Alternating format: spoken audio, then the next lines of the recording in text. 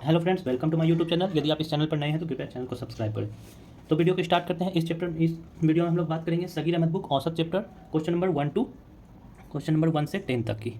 तो चलिए video start करते हैं। औसत स्टार्ट करने से पहले सबसे बेसिक क्वेश्चन जो है उसे जानेंगे। औसत का फॉर्मूला होता है कुल पदों का योग बटा कुल पदों की संख्या। क्वेश्चन नंबर 1 स्टार्ट करते हैं, इसे देखिए और समझिए। क्वेश्चन नंबर 1 में है औसत बताएं, तो किसका औसत 7 प्लस 8.5 प्लस 9.5 प्लस 11.5 प्लस 12.5 11.75 है यहाँ पे। इन सभी का औसत क्या होगा? तो औसत निकालने के लिए कुल पदों का योग, मतलब योग अर्थात जोड़ को ही योग बोलते हैं। कुल पदों का योग और बटा कुल पदों की संख्या। तो कितना संख्या है 1 2 3 4 5 बटा 5। इसे सॉल्व करेंगे, ये आंसर हो जाएगा। तो इसको ऐड करके चेक करेंगे कितना आता है। पे 49.25 आएगा और बटा 5। सॉल्व करने के बाद 9.85 पहला क्वेश्चन का आंसर होगा। ध्यान रखना है, औसत का फॉर्मूला होता है कुल पदों का योग बटा कुल पदों की संख्या। सभी को जोड़ किए और जोड़ने के बाद 5 से डिवाइड किए, जो हुआ वही हो गया आंसर। क्वेश्चन नंबर 2 है ये। औसत का फॉर्मूला होता है कुल पदों का योग बटा कुल पदों की संख्या। तो 18 plus 15 plus x plus 22 plus 28 plus 31 बटा कितनी संख्या है 1 2 3 4 5 6 संख्या है बटा 6। औसत का फॉर्मूला होता है कुल पदों का योग बटा कुल पदों की संख्या। कर दिए, और औसत हम लोग का क्वेश्चन में दिया हुआ है बराबर 21, इसलिए बराबर 21। सभी को ऐड करेंगे, तो ऐड करने पर कितना आ जाएगा देखते हैं। 114 और प्लस ये वाला प्लस x बटा 6 बराबर 21। नेक्स्ट स्टेप 114 प्लस x बराबर 21, क्रॉस मल्टीप्लिकेशन गुना 6। 114 प्लस x बराबर 6 कम 6 6 दूनी 12 126। तो x का मान हो जाएगा 126 माइनस 114 बराबर 2 1। तो इसका आंसर हो जाएगा 12। कोई प्रॉब्लम है तो बोले। क्वेश्चन नंबर 2 में कहा गया है औसत इस बार हमको दिया गया था, इसलिए कुल पदों का योग बटा कुल पदों की संख्या इक्वल टू इतना।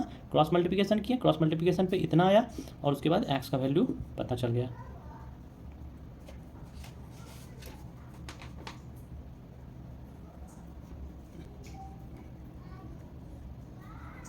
क्वेश्चन नंबर 3 सेम क्वेश्चन है, एक जैसा ही। सभी को ऐड करेंगे 9.7 plus 10.2 plus dot dot dot जो भी दिया गया है उतना, और बटा कुल संख्या कितना है 1 2 3 4 5 6 7 8 9 10। तो बटा 10। सॉल्व करने पे जो भी होगा वो हमारा आंसर हो जाएगा। इसे खुद से सॉल्व करें।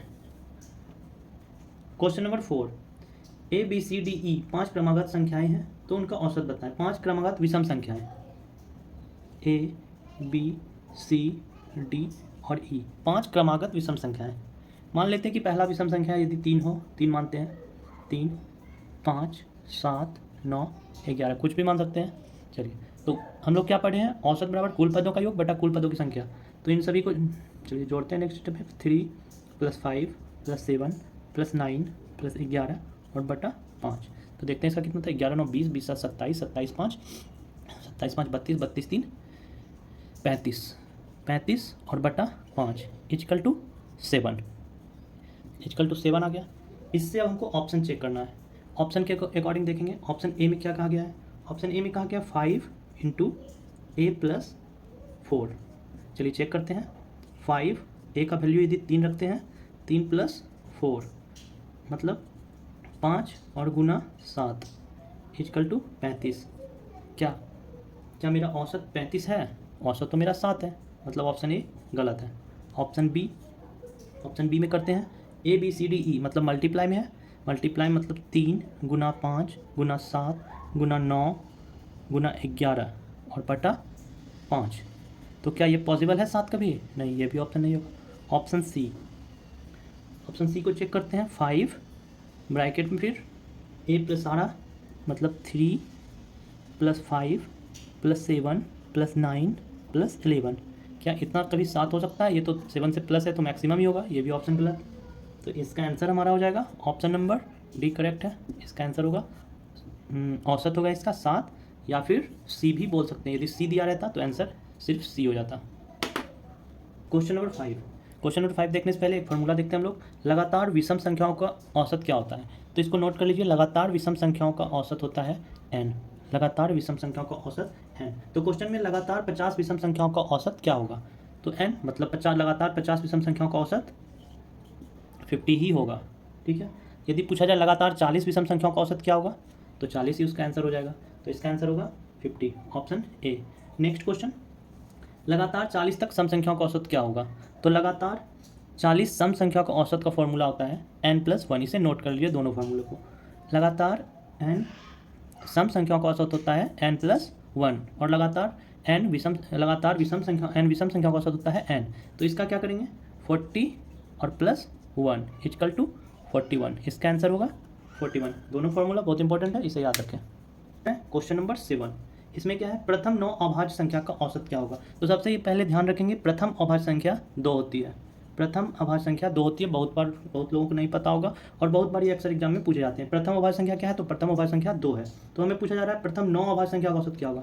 तो 2 + 3 + 5 + 7 + 11 + 13 + 15 + 15 नहीं 17 + 19 9 1 2 3 4 5 6 7 8 एक और होगा 23।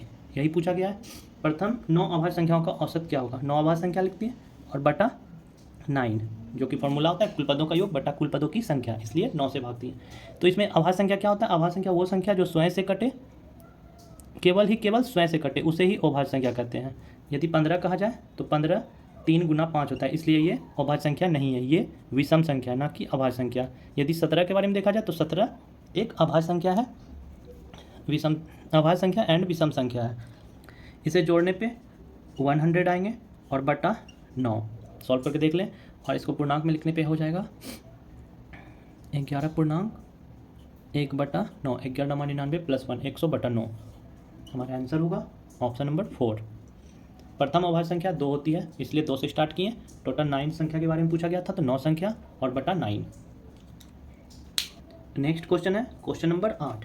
इसमें क्या कहा गया है, परितोष ने क्रिकेट मैच में लगातार पारियों में इतना एवं इतना रन बनाए, तो प्रति पारियों में औसत स्कोर क्या होगा? तो कुछ नहीं करना है, सभी स्कोर को 47 + 34 + ... कितना है?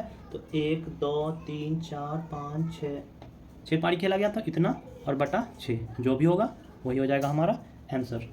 नेक्स्ट क्वेश्चन है क्वेश्चन नंबर 9।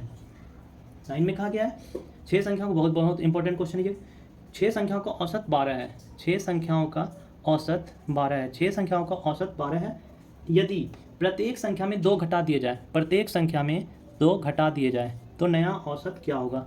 तो याद रखना है, कभी भी इस तरह का क्वेश्चन है और यदि आपको कहा जाए प्रत्येक संख्या में गुना 2 किया जाए, तो जो आपका औसत है उसमें मल्टीप्लाई 2 कर दें। यदि प्रत्येक संख्या में 2 जोड़ दिया जाए, तो जो मेरा औसत है उसमें 2 जोड़ देंगे। यदि प्रत्येक संख्या में 2 से भाग दे दिया जाए, तो जो हमारा औसत है उसमें 2 से भाग कर देंगे, वो आंसर हो जाएगा। तो इसमें कहा गया है 6 संख्याओं का औसत 12 है। यदि प्रत्येक संख्या में 2 घटा दिया जाए, मतलब 12 - 2 equal to answer 10। Any problem? यदि क्वेश्चन में कहा जाए यदि 10 संख्याओं का औसत इतना है और प्रत्येक संख्या में 5 जोड़ दिया जाए, तो हमारा सिर्फ औसत में 5 जोड़ेंगे, वो मेरा आंसर हो जाएगा।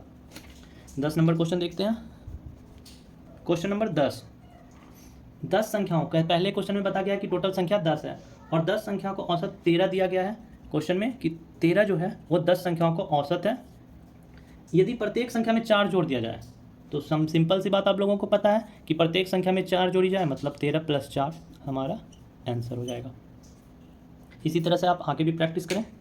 यदि आप इस चैनल पर नए हैं तो कृपया चैनल को सब्सक्राइब कर लें। Thank you.